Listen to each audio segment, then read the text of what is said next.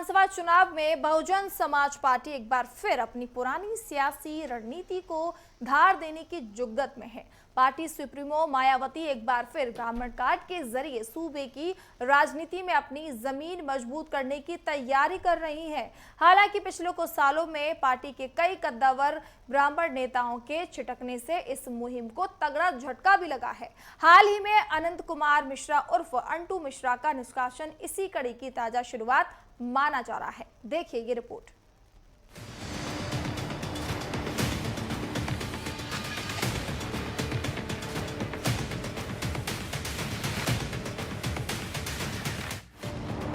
बसपा का ब्राह्मण कार्ड, मायावती का मास्टर प्लान, यूपी में फिर ब्राह्मण कार्ड। 2027 विधानसभा चुनाव के लिए मायावती की बड़ी तैयारी। क्या 20 साल बाद फिर लौटेंगे वो पुराने दिन? हाथी को झटका, बसपा से ब्राह्मणों का मुंह भंग। अंटू मिश्रा का निष्कासन बनी ताजा कड़ी। क्या सतीश चंद्र मिश्रा के भरोसे बसपा?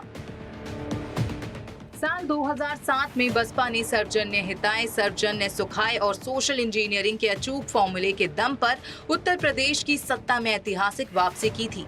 उस दौरान पार्टी ने बड़े पैमाने पर ब्राह्मण उम्मीदवारों को मैदान में उतारकर सियासी समीकरणों को पूरी तरह बदल दिया था। लेकिन वक्त के साथ हालात बदले और 2 दशक बाद आज जब पार्टी 2027 के चुनाव की तैयारियों में जुटी है तो उसे एक के बाद एक बड़े झटके मिल रहे हैं।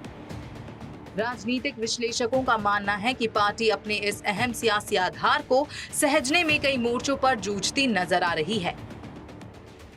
बीते 1 दशक पर अगर नजर डालें तो हाथी की सवारी से अपनी राजनीतिक पारी शुरू करने वाले कई दिग्गज चेहरे पार्टी का दामन छोड़ चुके हैं। इनमें मौजूदा सरकार के प्रमुख मंत्री ब्रजेश पाठक, पूर्व मंत्री नकुल दुबे, राकेश धर त्रिपाठी, रंगनाथ मिश्रा और विनय शंकर तिवारी जैसे नाम शामिल हैं। इसके अलावा राकेश पांडे और रितेश पांडे जैसे सांसद विधायक परिवार ने भी पार्टी से दूरियां बना ली। जिस प्रकार से मायावती जी ब्राह्मणों के साथ प्रेम दिखा रही हैं, आने वाले चुनाव में भाजपा का ब्राह्मणों के प्रति बढ़ता रोष जो मायावती जी सामने लेकर के आ रही हैं, उनका ये प्रयास है कि ब्राह्मणों को फिर से एक बार जोड़ा जाए, लेकिन ऐसा कुछ होता दिख नहीं रहा है। आपको बता दें कि पिछले 2 दशकों में ऐसा दिखा है कि ब्राह्मण जिस तरफ गए हैं सरकार उसी की बनी है। उदाहरण अगर लें तो 2007 के इलेक्शन में मायावती जी खुद सतीश चंद्र मिश्रा को ब्राह्मणों का बना करके सत्ता में आई और यही देखा गया 2012 के इलेक्शन में और फिर 2017 के। ब्राह्मण जिस तरफ गया है सत्ता उसी की हुई है। पार्टी से दिग्गजों के जाने के बाद अब संगठन के अंदर ब्राह्मण समाज को जोड़ने और साथे रखने की पूरी जिम्मेदारी राष्ट्रीय महासचिव सतीश चंद्र मिश्रा के कंधों पर आ टिकी है। वो लंबे समय से पार्टी के प्रमुख ब्राह्मण चेहरे के तौर पर सक्रिय हैं। ब्राह्मण सम्मेलनों और भाईचारा अभियानों की कमान संभालते रहे हैं।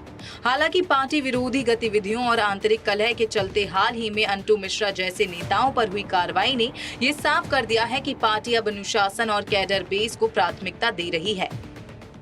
उत्तर प्रदेश में 2007 के चुनाव के पहले बसपा ने सर्वजन के फार्मूले के साथ ब्राह्मणों को पार्टी से जोड़ा था।